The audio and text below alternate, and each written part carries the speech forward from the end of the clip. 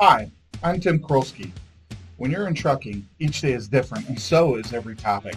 From regulations to technology, from customers to the daily life of a trucker, it's time to hear from the folks on the road and the people off the road who provide support. Will you agree with their thoughts? Find out when you come with me on Garner Trucking's Beyond the Cab. Hello and welcome to another edition of Garner Trucking's Beyond the Cab. Today we're doing something a little bit different, going to try out a different format. We've got a topic today that we're going to discuss, and I have actually a couple of differences.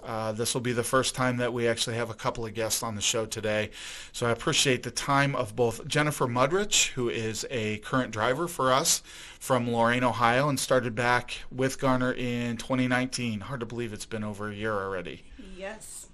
And also with us, we have Mackenzie Melton, who started back in 2014. You just had an anniversary, didn't you? Yep, 6 years. That's right, from Findlay, Ohio. Mackenzie actually was a former driver, also a driver trainer for us, as is Jennepher now. Yes. And she currently is our recruiter. So we're happy to have both of you. And today's topic is going to be women in trucking. Gosh, you guys should be more excited about that. I thought there was going to be some cheering. Yay! I just wanted to get some things started off with, for our organization right now. We've got a lot of pretty cool things that are happening. Our owner, Sherry Garner Brumbaugh, is now the 76th chairman for the American Trucking Association, which is incredible for the organization, incredible for her. She's the second woman in ATA's history to reach that particular trade organization's top leadership post.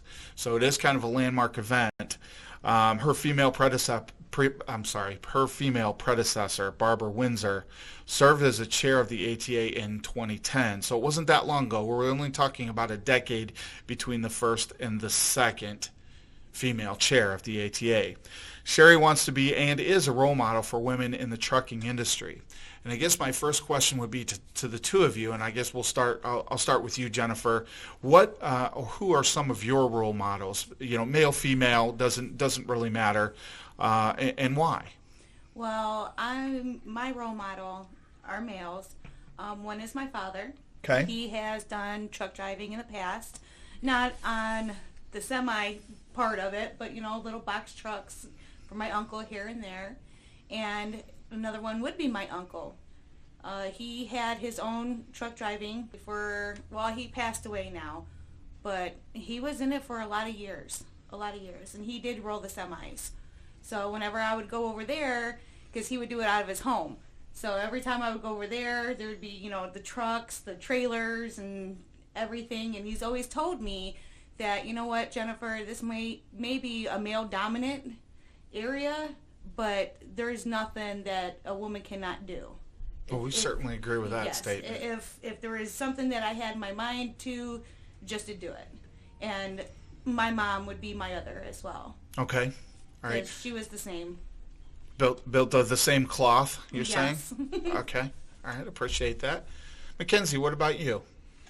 I would say for myself, and just as a kid growing up, one of my largest role models was actually a group of gals called the Spice Girls. I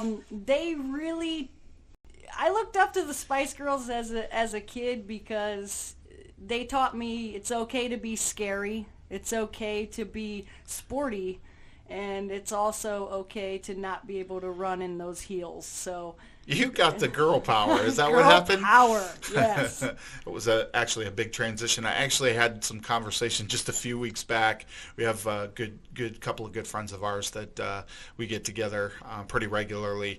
And when we first kind of got together as a couple of couples, and my buddy's wife was ready to celebrate the latest birthday. I don't remember what that was now. It was probably 20 years ago at this point. But it was what we bought her for her birthday, was a Spice Girls cassette at that time. So that's some serious old school there. That's perfect. So Chris Spear, our president of the American Trucking Association, mentioned in Transport Topics that it would be refreshing to have another woman lead the association. He continued by saying, we spent a lot of time in 2020 talking about diversity, and not just for people of color, but let's talk about gender as well, about having more women in our workforce in the first place. And that is certainly true. We had committee meetings for the ATA here just within this last week. They've put together a diversity task force, which is outstanding, and actually diversity committee. What do you believe are the reasons, though, for the evolution to the ATA chairmanship? Mackenzie, I guess I'll start with you on that.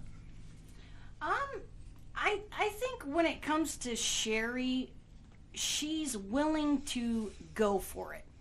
And I think a lot of women kind of hold that imposter syndrome where they just maybe don't feel quite good enough or experienced enough to go for something that big. I mean, why do you think that is? That's an interesting perspective.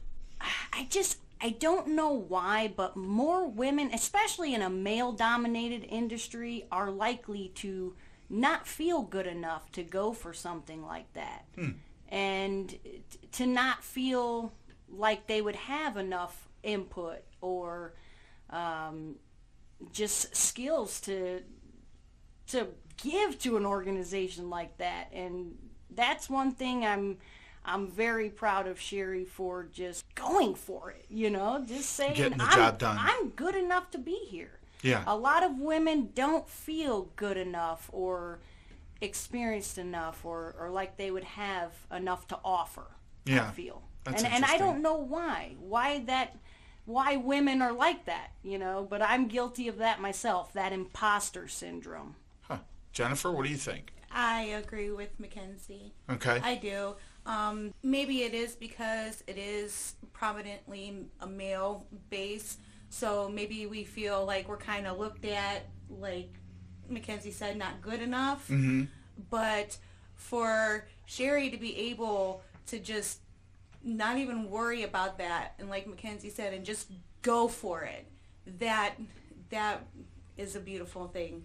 Well, I think what's interesting, especially when we talk about women in trucking in the first place, the job of driving a tractor trailer itself is all about qualifications. It's all about the patience and the knowledge and paying attention and kind of the ethical way that you either choose to operate the truck or not operate the truck, right? I mean, at the end of the day, it really doesn't matter if you're male or female, if you're black, white, whatever the case may be.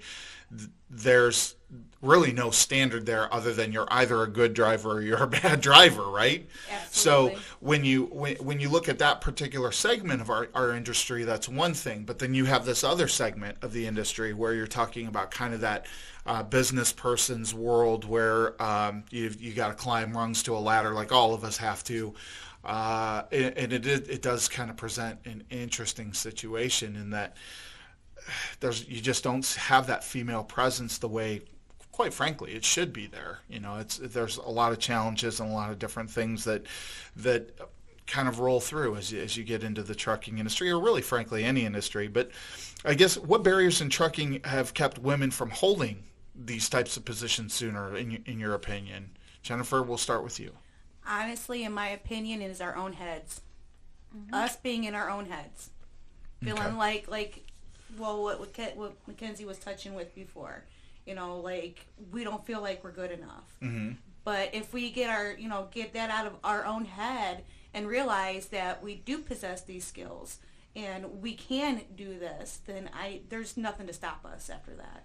We just go. I think, in any relationship, you have, for a successful relationship, you have to have two parts, right?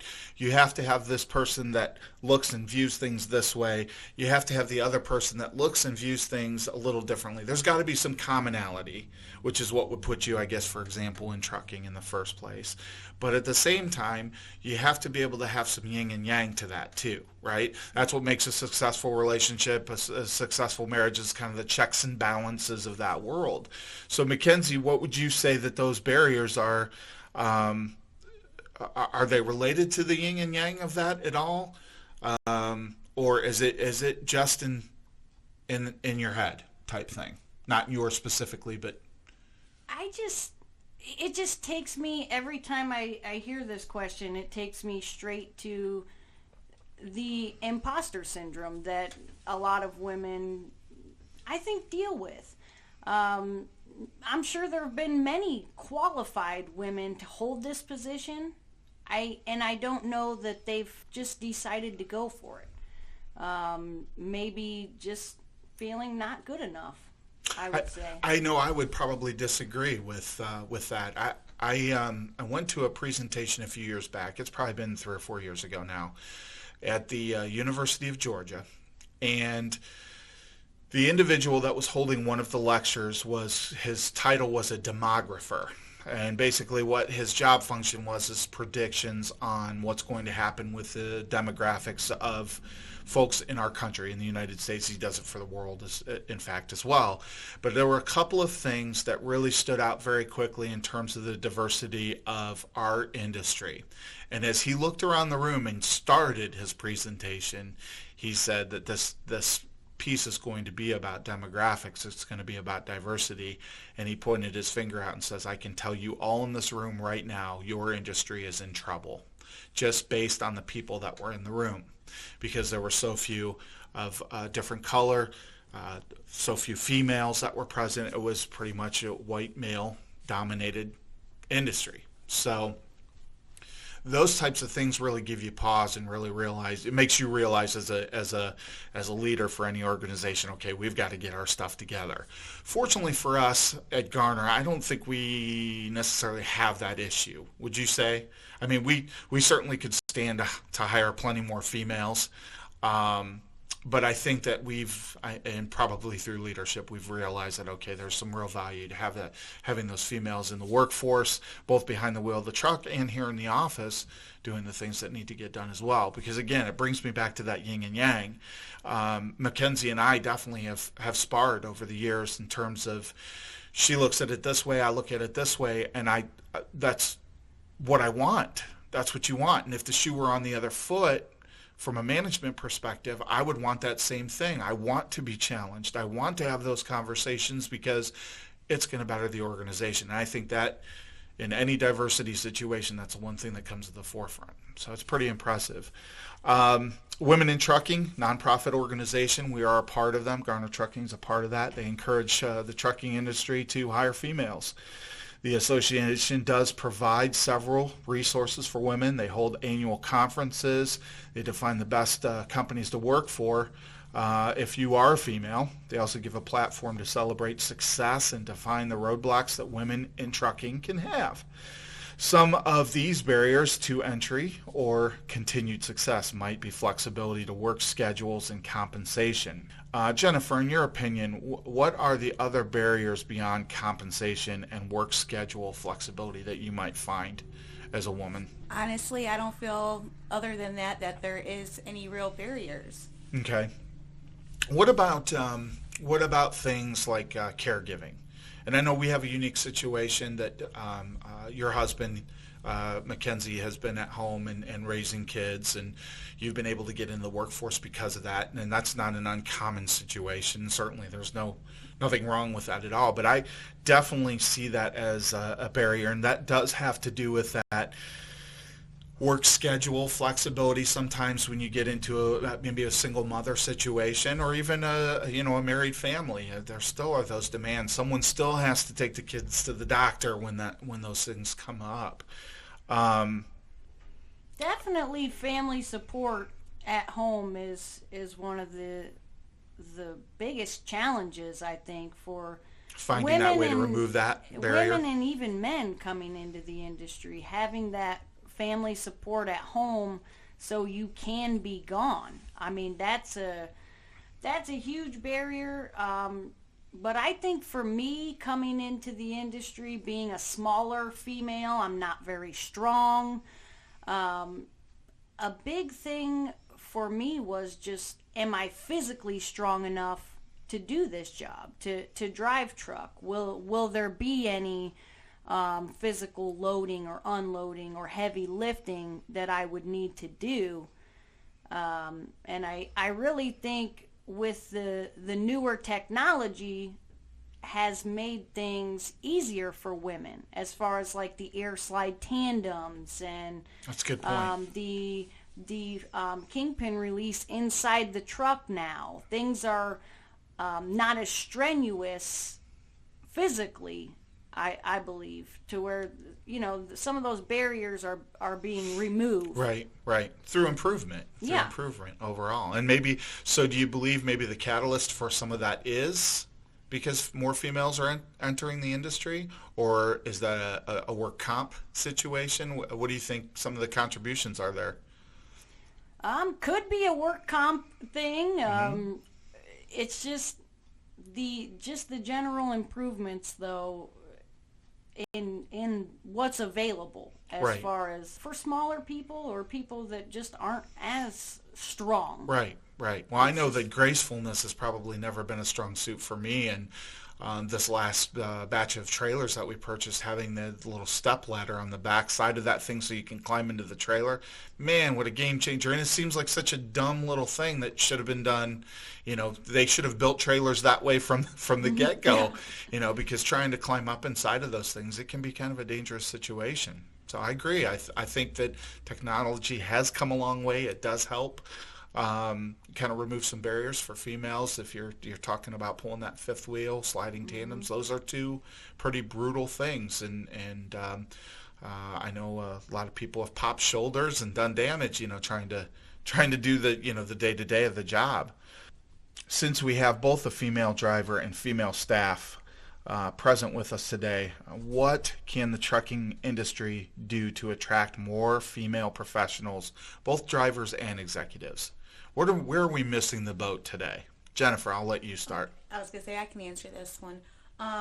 Maybe more opportunities shown to women, like maybe, you know how they have JVS, and, you know, they have like specific programs. Yes. You know, like maybe, you know, have a program in school to let, you know. So you're talking younger? You're talking in high school, that sort of thing? Yes. Start them out young. Show them what it's like out here. Yeah. You know. That's a great thought. I think that would be a really good key. I think that, you know, as an organization, it's one of the things that I identified a few years back that we just need to do better.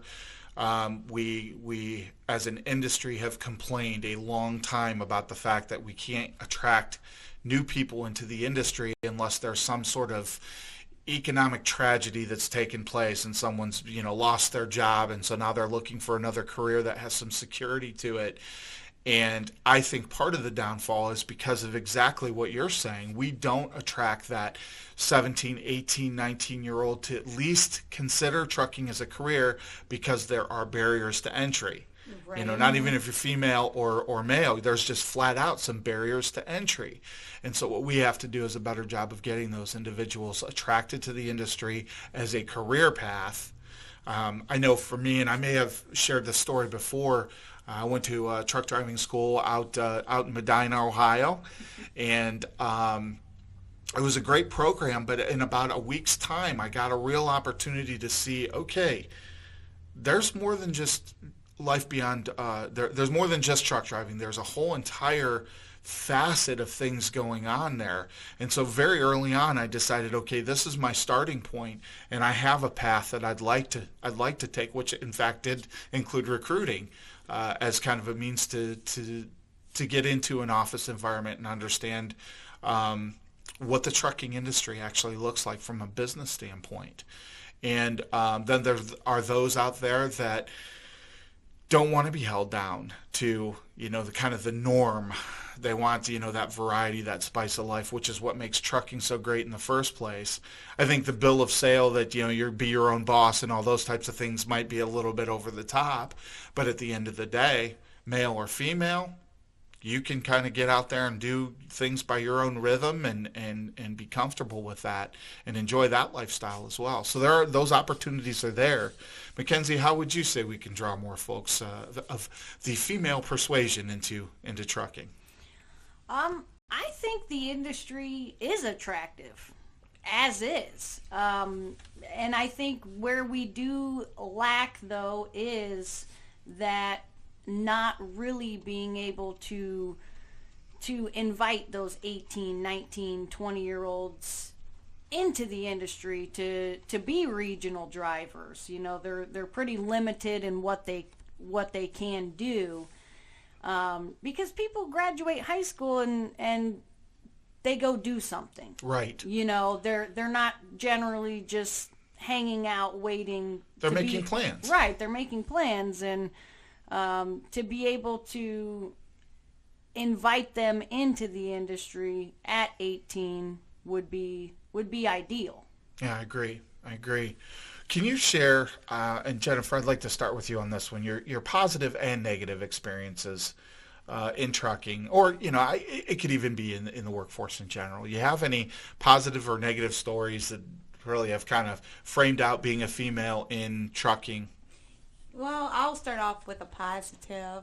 I always like to go to positive and then negative and then maybe another positive to... Like an Oreo cookie, right? Yes. Well, positive, being a female, there are the other, you know, male and female truck drivers out there who might see you struggling a little bit, but they are willing to help you out. That's awesome. Like, I've had people, like, one night I was so tired from driving that I was having a hard time backing into a spot to park for the night. The driver that was parked next to me saw me struggling and actually got out to help guide me in. You know, so that was That's tremendously helpful in the middle of the night. Yes. Any of you who have backed a truck in the middle of the night into a truck stop, you know exactly what we're talking about. And after a 14-hour work day. Exactly. It gets kind of rough. Exactly. So that's a positive. Negative, I have gotten out of my truck, and some men still will look at me kind of, you know, with that funny eye, like, what are you doing in there, you know? And I'm like... So you get a sense of that? Yeah. Without any verbal? Yes, they don't even have to say a word. But intact with that, with another positive, is I might get them looks, but there are the other men drivers that are out there that kind of just take that away for me. Right. Like, they'll look at me with that atta girl kind of look, like, you know, glad to have you out here with us. That's awesome. So that's awesome. I will share with you that I think as a general statement, we maintain and have really, really pretty good equipment out there. And I had a situation one night. It was the middle of the night, and I'm talking 1, 2 o'clock in the morning. I had picked up a trailer, and I was roughly 20 miles outside of where I had picked it up. I'm in the middle of the country. And at that time, you really still used CBs for communication. And I had a driver holler at me from behind, letting me know that my taillights weren't working. And they were when I left. So I pulled the truck over and trying to figure things out. And, of course, I'm still really new, very green at this point. I'm talking maybe 2 months into my trucking career. And I'll never forget this as long as I live. I stopped off, like I said, checked things out. I'm like, I'm not sure what to do, and I'm getting ready to make a phone call to the shop to see, okay, what am I missing here? What am I forgetting? And another truck driver pulls up behind me. And again, this is like 1, 2 in the morning. I'm not talking, you know, middle of the day. And it was a female driver that had stopped off and gave me a couple of hints and tips and suggestions. And sure enough, she was right. It was just as simple as a fuse that had burned out.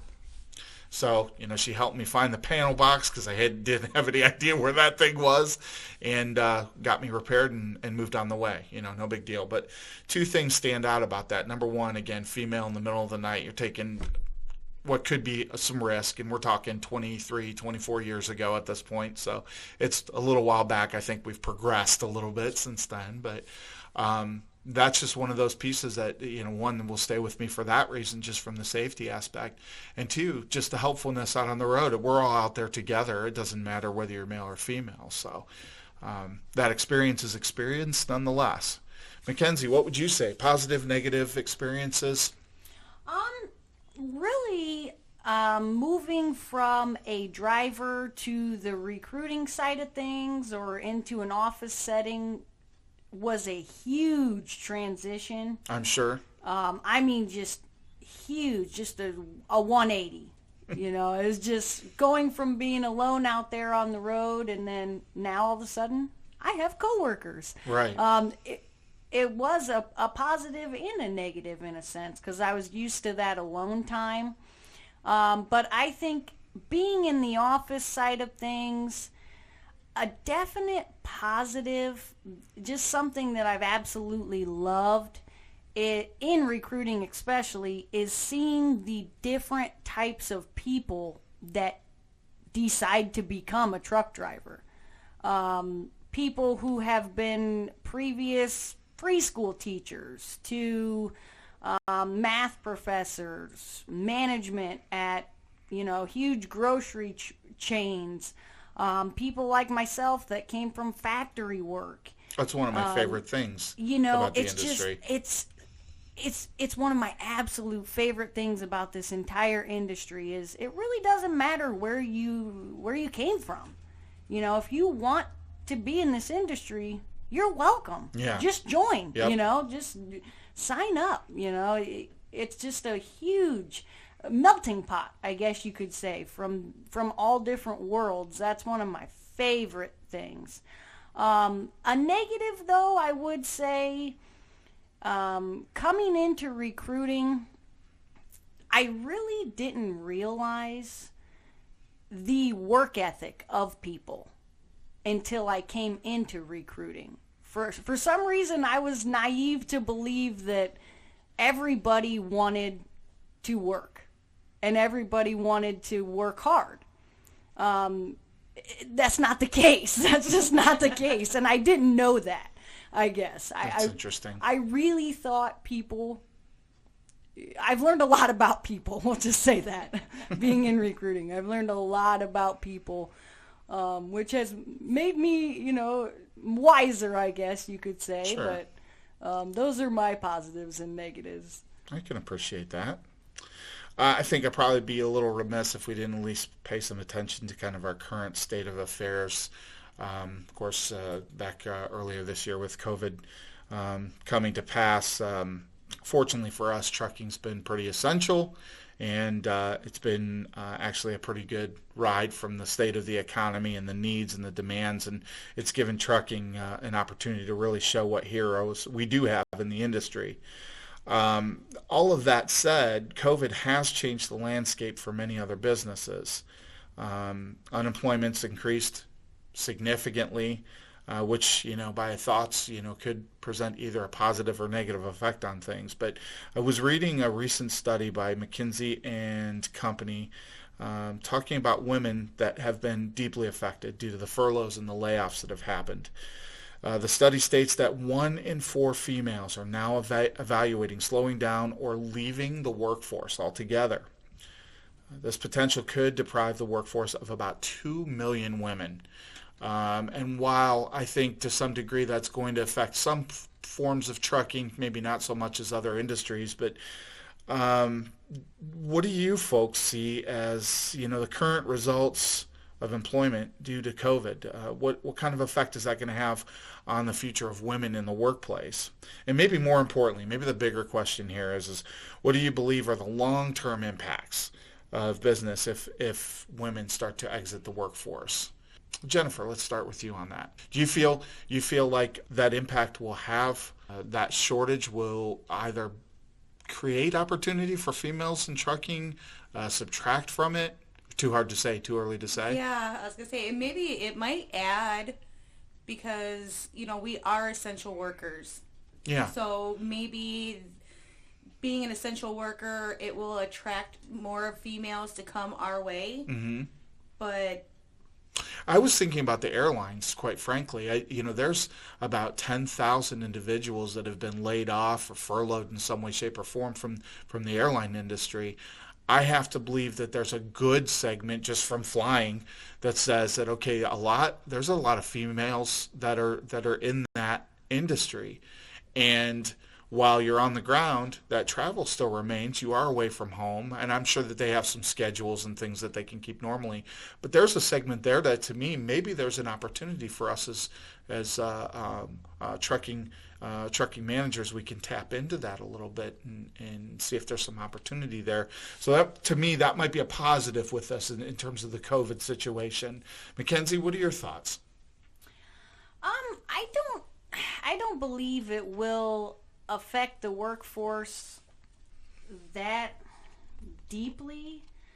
I mean, to think that 2 million women would leave the workforce altogether, I think would probably be temporary, because women, for the most part, especially women in this industry, enjoy independence. Yeah. We like money. Yeah. We're Yes. rebels. Yeah. Rebels without a cause. And Or maybe all the causes. yeah, Yes. all the causes. Could be all the causes.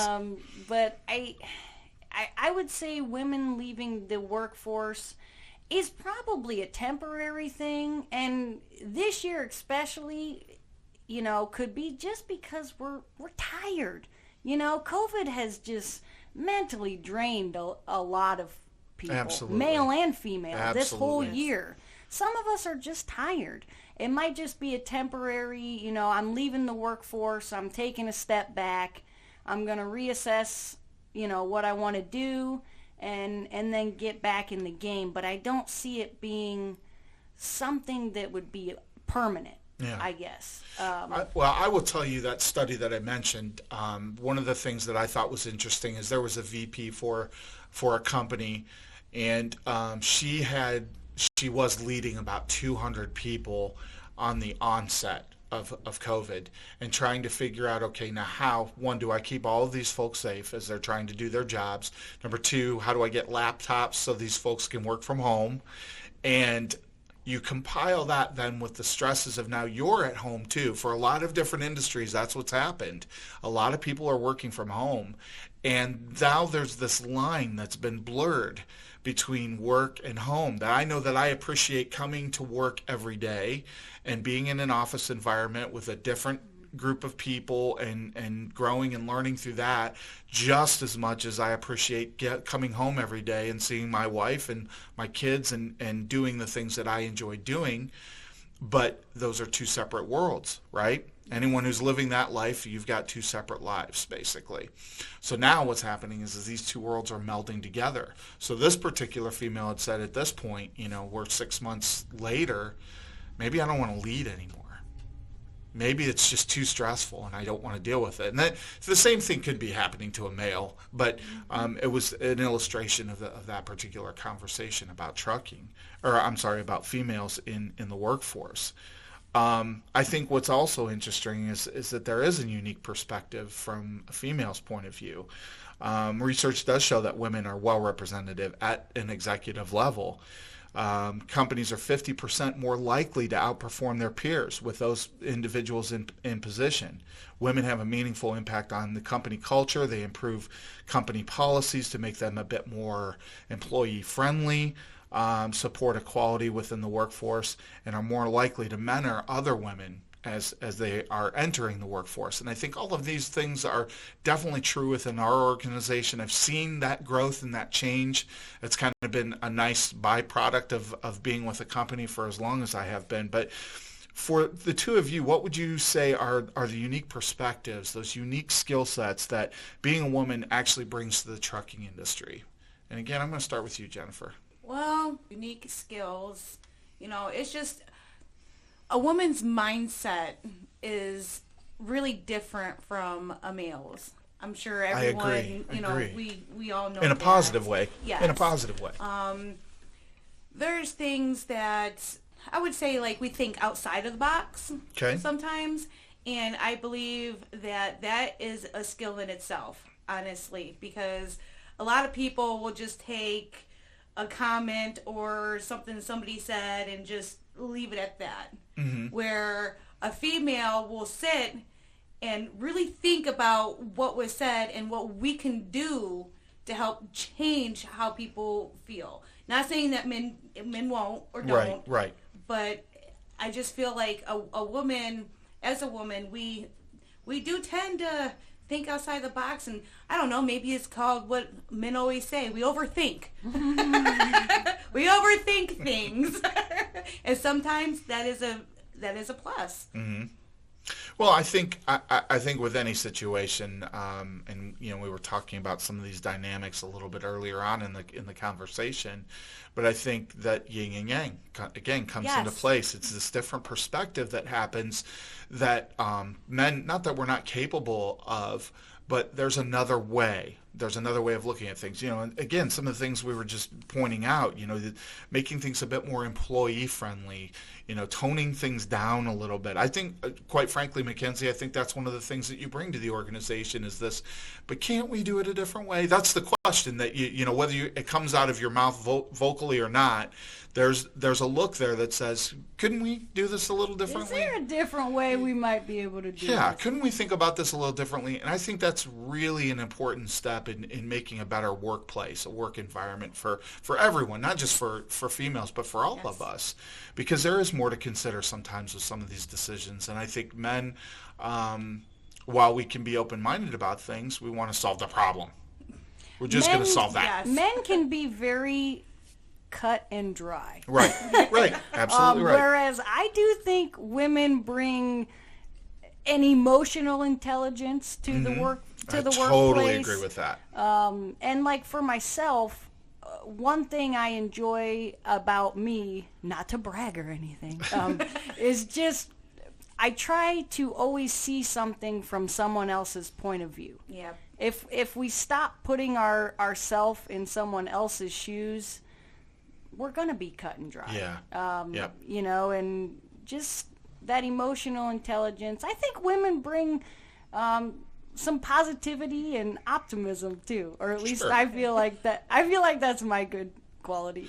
Well, and I absolutely agree with that. And I will tell you that if there's one thing that I admire most about my wife is exactly what you're saying, is that emotional intelligence that somehow I can tap into it from time to time, but it's no effort. It's absolutely no effort for her to just key in and, did you think about it this way? But is this really what you think? Is this, and those types of things are so important.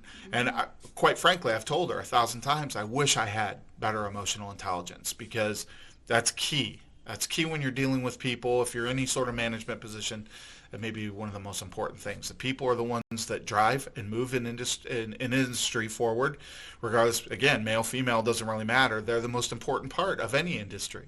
So you've got to be able to key in and touch into that. It's absolutely true. Absolutely true. So what does it take to be a woman of influence in the trucking industry? Jennepher, what do you think? Hard work and dedication. Okay. Number one and number two. Okay. Mackenzie, what do you think? I would agree with Jennepher, and I would also say experience. Because whether you have a month of experience, 20 years of experience, there's always going to be someone newer than you that you can help coach and influence just with a day of experience. Don't you feel like you learn something new from new people too? Oh, absolutely. I mean, there's always something to pick up on there, I think. Absolutely. Yes. Absolutely. I feel like I learn something new every day. Mm-hmm. So your experiences in training at this point, have you kind of gleaned some new things, different perspective from maybe what you had a year ago when you started? Actually, yes, I have. Well, what would you say? What would you say is kind of the standout thing, the epiphany moment for you? You know how everyone always has their routines, and I've noticed that I have my routine, but watching somebody else do it, that I'm like, well, you know what? That seems like a better to do it that way than the way I've been doing it. That makes more sense than what I've been doing. Exactly. So I'm like, well, wait a minute. Well, how come I didn't think of that? I shared this story several times, and probably with many people over the years, but there was a gentleman that used to work for us years ago, and I would consider maybe not the sharpest tool in the shed. And I don't mean that offensively, but he kind of had his own way and his own situation. So one day I went out to help him with something. I can't remember, maybe an issue with our, communications unit or something in the truck. I don't remember what, but I got up into the cab of the truck, sat in the passenger seat, and there's all this writing down in the bottom corner of the windshield on the driver's side, and I'm thinking, what is that? What are you doing? So I asked, what are you doing? And he explained it to me very simply, and one of the most genius things I had ever seen. He was taking black Expo markers and writing the directions for the customer that he was going to on the windshield so he wouldn't have to take his eyes off the road. And I thought, this is brilliant. Why didn't I think of that when I was driving? You could write it down instead of trying to read off of, at that time, a piece of paper. That's right. That's a really good idea. Let me write that down. Right? I was going to say, thanks for letting me in on that little trick. Yeah, I just really like the thought process behind it. But it's those types of things, to your point, Jennepher, that you wouldn't have thought of that on your own. Maybe you would have thought of that, but, it's those pieces that other people bring to the table. Who knows? Yeah. And not that I'm encouraging filling up your windshield with a bunch of writing, but what this guy tried to do was just put it small and in the corner so it was there, it was available, and he could follow that step by step, and it gave him some solace and some peace of mind. We all know that when you're coming into a new place, how difficult and scary that can be for a truck driver, because obviously the size and weight of the vehicles that we're hauling, it can get a little sketchy. So in your opinion, though, these qualities, these things that we're talking about, emotional intelligence and that work aptitude, do you think that these are the same qualities that both men and females should possess? Or is it like I've been illustrating, this yin and yang of it all that makes that work? I think we'd all love to possess all of the skills and all of the intelligence levels, and but it's not a reality. Yes. It takes several people, with different ideas, different thoughts, I agree. Coming together as one. Because, if one person could possess all of that, they would just be this superhuman, right? And it's not a reality. That's great. But, if we're all just looking to be accepting of different ideas. And I think, especially as a woman, sometimes I get kind of caught in my own ways, and I'm just stuck here. And I have to remind myself to be accepting of new ways to do things, and of others' ideas as well. That comes in those moments of reflection that you have. Yeah, for sure. I know that driving the truck, that was always a big time for me to be able to come to some better conclusions about things and situations and people, because you have the time to really kind of peel that onion back and think about it a little bit and look at all the things, and line them up. And I think that is pretty helpful. I know the other side of that, and to your point, Mackenzie, I had a mentor, I would consider a mentor, several years back, and one of the things that he taught me very early on was that if your watch is broken, you don't have to know how to fix the watch. You just have to know someone who does know how to fix the watch. And then you hire that person to do the job. And that, I think, translates very well to the business world. You don't have to know everything about everybody and every skill set. You don't have to possess it. You should strive for those things. Absolutely. Just in terms of personal growth, but you don't need it. You don't need to be across the board. You hire those individuals that have those skills and do a good job with it. Especially in the workforce. You're a part of a team. You're going to bring... Exactly. You're going to bring your contribution and mold that with everyone else's. Right. And together you become the super team or the superhuman. I was going to say, together you will... As a team unit. Yeah, it takes all of the cogs in the wheel to get that wheel to move. And that's certainly very well said. Well, we're going to do one last question today. I think probably the biggest question of the whole conversation. What advice do you give females looking to enter into the trucking industry? Mackenzie, we'll start with you. The number one piece of advice that I would give to any woman looking to enter this industry would be just more of a reminder that you are good enough. You're good enough to be here. And it's actually a reminder I had to tell myself all through training and, my first 6 months as a solo driver. I was like, you're good enough to be here. You keep going. You can do this. Because I think with the male-dominated industry, women can be a little more timid to join. And just be patient with yourself. Your skills and your experience will come every day. Yeah, they develop with time. Yeah, every Absolutely. day you will learn something new, and you'll surprise yourself for sure.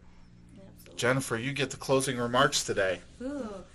I'm going to say, don't be intimidated. Mm-hmm. A lot of women are very intimidated just by the trucks themselves, and go back to their mindsets as well.